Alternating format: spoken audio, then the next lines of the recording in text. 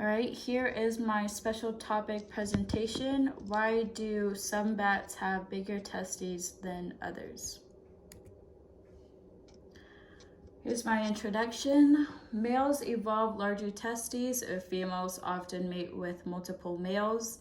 In this situation, the males face stiff competition for the privilege of fathering offspring, so they need to produce lots of sperm to improve their chances.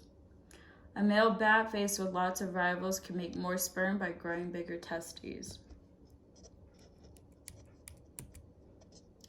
My experiment of observational data. David Hawkins hypothesis experiment had a big effect on this one. The question, why do some bats have bigger testes than others, was addressed by predictions. Following up on those predictions, detailed observations were made by experiments. Key hypotheses were made by David Hoskin and Joe Fallenstein. So David Hoskin hypothesized that large testes as an adaptation for sperm competition. To evaluate his hypothesis, he needed to use it to develop a testable prediction. He knew that fruit bats and flying foxes roost in groups, and that the size of a typical group varies dramatically among species, from 2 or 3 individuals to 10 of thousands, meaning that females living in larger groups would have more opportunities for multiple matings, and that males living in larger groups would thus experience greater sperm competition. Fallenstein's method. So Joe Fallenstein, on the other hand, developed a way to evaluate a cross-species correlation among traits.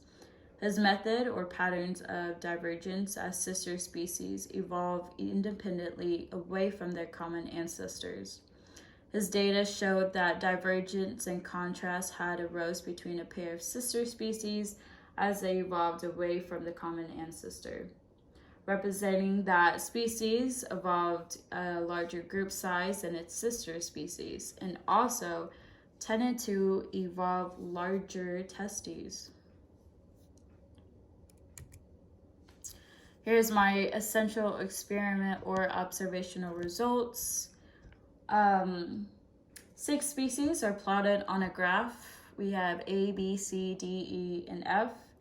This graph, first one on the left, shows that bat species that live in larger groups have larger testes for their body. The first graph shows a scatter plot for relative testes size versus group size.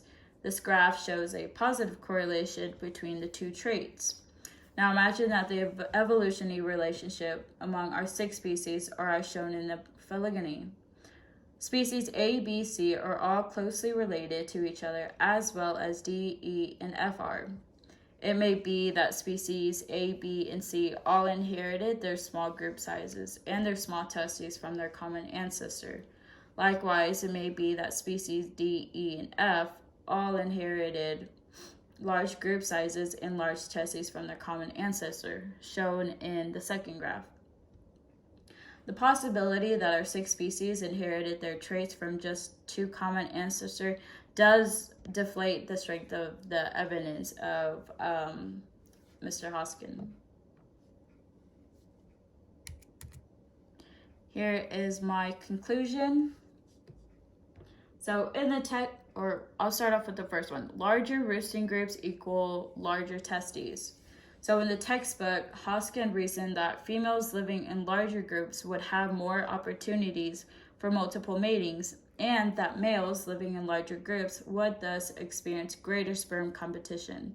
He predicted that whenever a bat species evolves larger roosting group sizes, its males will also evolve larger testes for their body size. The second one, large testes are an adaptation to sperm competition. So sperm competition occurs when a female mates with 2 or more males during a single estrous cycle, and the sperm from the males are in a race to the egg. By entering more sperm into the race, the males can increase their odds of winning. The only way to produce larger ejaculates is to have larger testes. Therefore, if males can increase their reproductive success in the face of sperm competition to produce larger ejaculation, then their successful rates will increase. The third one, annual reproductive cycle. Alrighty, so on this one, morphological observations of male genital tracts obtained from the wild, such as adult Mexican big-eared bats, revealed only one but long annual reproductive cycle. Testes were largest in August, whereas maximum development of epididymis and accessory sex glands complex were observed 1 and 3 months later. So high value of related body condition of individuals was observed from May to June when testicular enlargement commenced. Alrighty.